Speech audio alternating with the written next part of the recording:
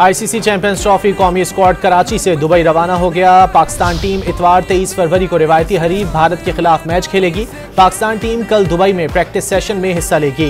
New Zealand के खिलाफ शिकस्त के बाद कौमी टीम को ये मैच जीतना लाजमी है। मजीद जानेंगे डॉन न्यूज के sports anchor person Abdul Gaffar से। अब्दुल गफ्फार बताएगा, कौमी टीम रवाना हो गई दुबई?